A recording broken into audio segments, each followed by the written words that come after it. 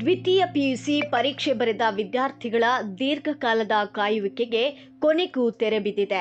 April 9ರಂದು ಮಧ್ಯಾಹ್ನ 3 ಗಂಟೆಗೆ ದ್ವಿತೀಯ ಪಿಯುಸಿ ಪರೀಕ್ಷೆ 1ರ ಫಲಿತಾಂಶ ಪ್ರಕಟವಾಗಲಿದೆ. ಕರ್ನಾಟಕ ಶಾಲಾ ಪರೀಕ್ಷೆ ಮತ್ತು ಮೌಲ್ಯ ನಿರ್ಣಯ ಮಂಡಳಿಯು ಈ ಕುರಿತು ಅಧಿಕೃತ ಪ್ರಕಟಣೆ ಹೊರಡಿಸಿದೆ. ಏಪ್ರಿಲ್ 9ರಂದು ಮಧ್ಯಾಹ್ನ 3 ಗಂಟೆಗೆ ಮಂಡಳಿಯ ಅಧಿಕೃತ ವೆಬ್ಸೈಟ್ karresults.nic.in ಈ ವೆಬ್ಸೈಟ್ನಲ್ಲಿ ಫಲಿತಾಂಶ ಲಭ್ಯವಿರಲಿದೆ. ಅಷ್ಟೇ ಅಲ್ಲದೆ ವಿದ್ಯಾರ್ಥಿಗಳ ನೋಂದಾಯಿತ ಮೊಬೈಲ್ ಸಂಖ್ಯೆಗೆ ವಾಟ್ಸ್ಆ್ಯಪ್ ಅಥವಾ SMS ಮೂಲಕವೂ ಫಲಿತಾಂಶದ ಮಾಹಿತಿಯನ್ನು ರವಾನಿಸಲಾಗುವುದು.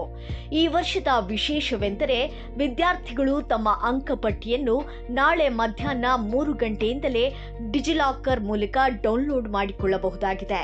ಸಂಬಂಧಪಟ್ಟ ಕಾಲೇಜುಗಳಿಗೂ ನಾಳೆಯೇ ಫಲಿತಾಂಶದ ಪಟ್ಟಿಯನ್ನು ರವಾನಿಸಲಾಗುವುದು ಎಂದು ಮಂಡಳಿ ತಿಳಿಸಿದೆ. ನೆನಪಿಡಿ, ಅಂಕಗಳಿಗಿಂತ ನಿಮ್ಮ ಕೌಶಲ ಮುಖ್ಯ. ಆತ್ಮವಿಶ್ವಾಸದಿಂದ ಫಲಿತಾಂಶ ಎದುರಿಸಿ. ಪರೀಕ್ಷೆ ಬರೆದಿರುವ ಎಲ್ಲಾ ವಿದ್ಯಾರ್ಥಿಗಳ ಶ್ರಮಕ್ಕೆ ತಕ್ಕ ಪ್ರತಿಫಲ ಸಿಗಲಿ. ಎಲ್ಲರಿಗೂ ಶುಭವಾಗಲಿ. ನಿರಂತರ ಸುದ್ದಿಗಾಗಿ ನೋಡ್ತಾ ಇರಿ ವಾಯ್ಸ್ ಆಫ್ ವಿಜಯನಗರ.